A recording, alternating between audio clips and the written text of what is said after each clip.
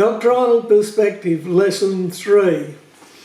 Last lesson we were emphasising the need for doctrinal balance, and this lesson we begin, and this is just the beginning of it, to learn this method of actually achieving a balance in practice. Now, at first, you might wonder if this will work, but I can assure you it will.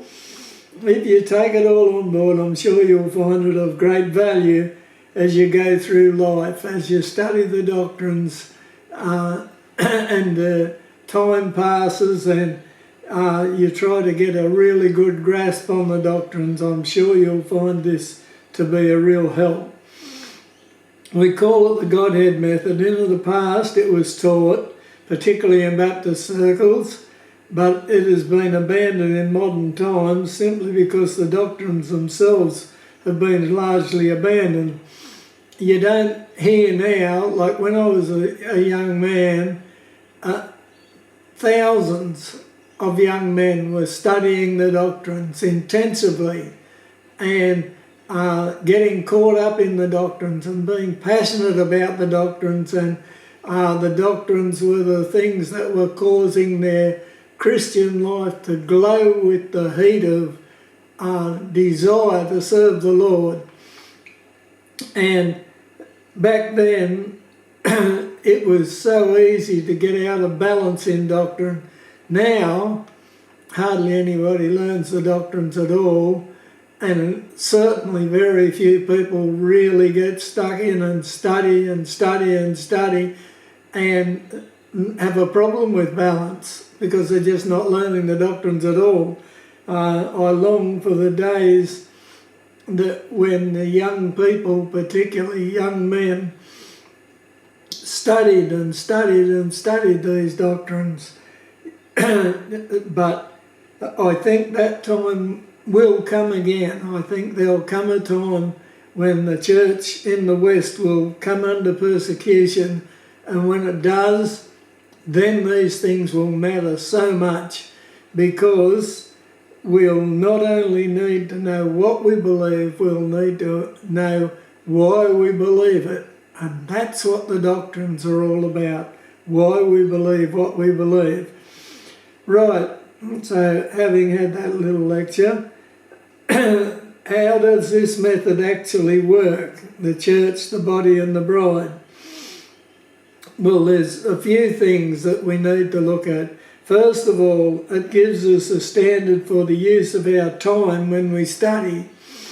If a particular study causes us to spend all our time concentrating and centering our thoughts on one doctrine to the exclusion of all the others, we immediately know that as a danger signal. Now, it does tend to happen if you're studying a doctrine, you get caught up in that doctrine, and it does tend to exclude all the others. When you come to the Bible, you see the one that you're studying all the time and say, yes, there it is again, yes, there it is again.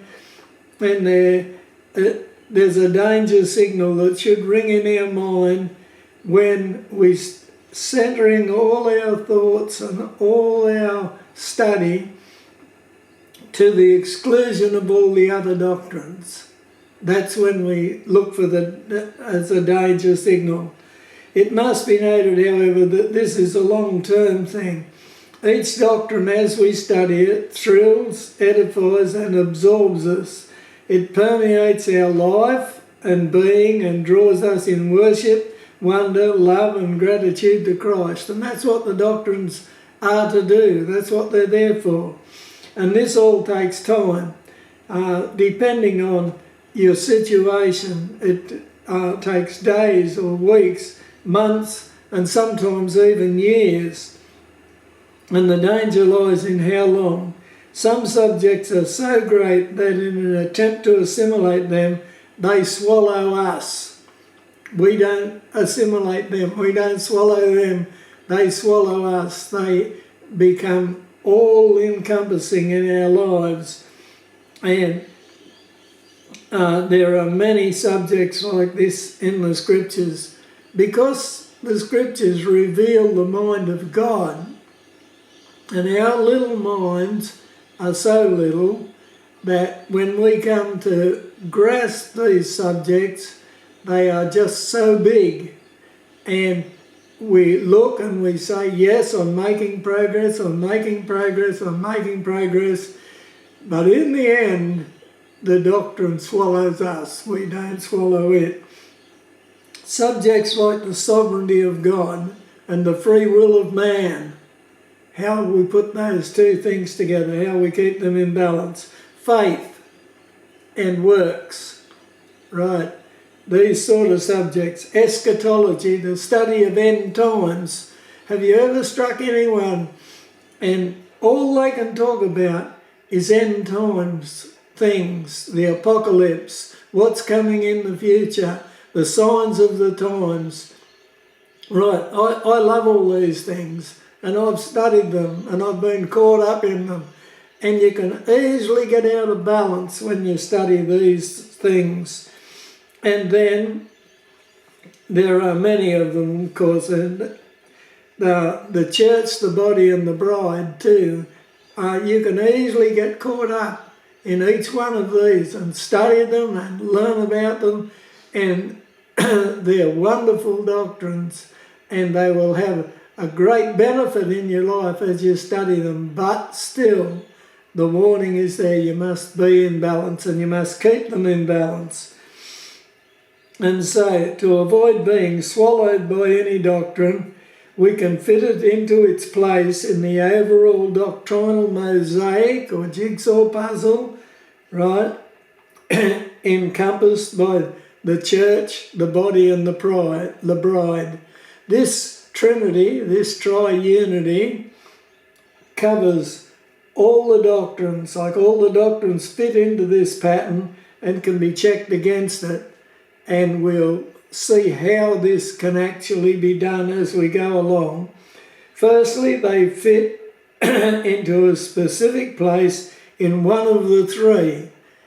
All the doctrines will be either a church-orientated doctrine or a body-orientated doctrine or a bride-orientated doctrine, and we can classify them where they fit, and we'll see how they come.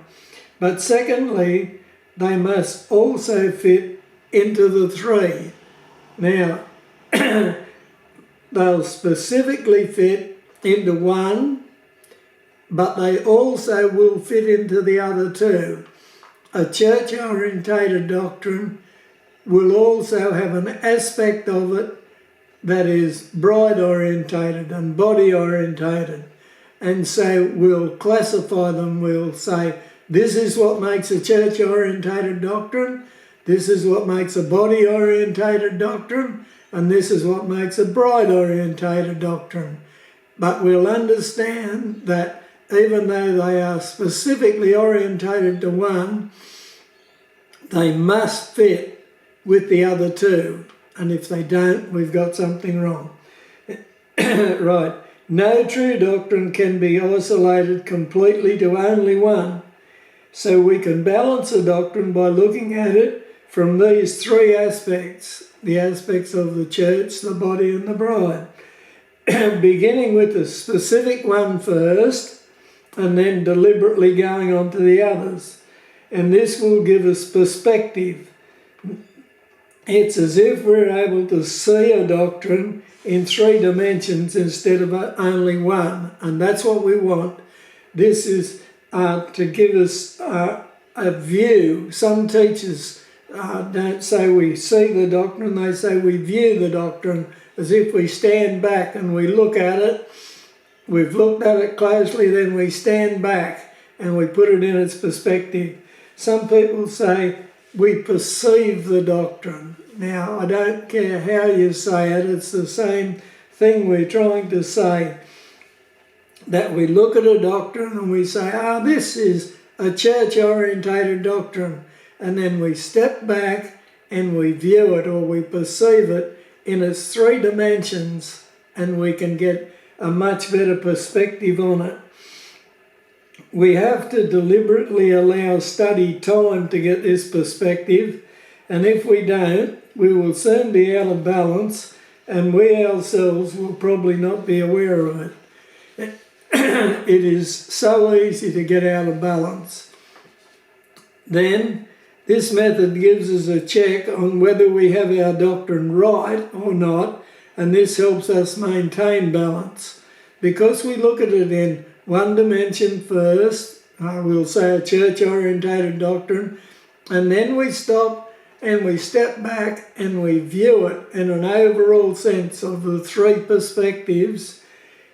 If we've got it wrong, it will become very apparent because it won't fit in the three. Now, we might have fitted it perfectly in the one and say, oh yes, I've got this right. When we step back, if it doesn't fit in the three, we know we haven't got it right. And so it gives us a check on whether or not we've got our doctrine right in the first place. And that's a big help in maintaining balance. If you've got it right, you know there must be a balance. And so if you find that it doesn't fit in all three, you know you've got something wrong. So the church, the body and the bride is the background that allows our doctrinal mosaic to be built, or our jigsaw puzzle to be put together. When we look at these three in more detail later, this that I'm trying to get across will become much more clear to you. It's like a jigsaw puzzle. The framework in the background is Christ's chosen, saved people of this present age. That's the church, right? The doctrines are the pieces of the puzzle, but the picture, when it's all put together, is Jesus Christ. Remember, I've said over and over again, the doctrines are about Jesus Christ. If we don't find Christ in the doctrines, we haven't understood the doctrines or we've got them wrong. And when we see the completed picture of our mosaic or a jigsaw puzzle, Christ's chosen people, his church, his body and his bride, are in Christ. So we'll see Christ and we'll see the church, the body and the bride in Christ. And if we don't, we've got something wrong. And we can be quite sure about that. So we can check that each doctrine does fit in a definite place, and when it is put there, it reveals Christ. Right? The more we study doctrine, the more Christ should be seen, glorified and worshipped by us. Each doctrine should reveal some aspect of the attributes and character of Christ and the Godhead that will thrill our souls. And each doctrine does, of course. The doctrines wonderfully reveal Christ and the Godhead. Each doctrine will able to be studied and defined separately, and I want you to get this and mark this whole paragraph here in.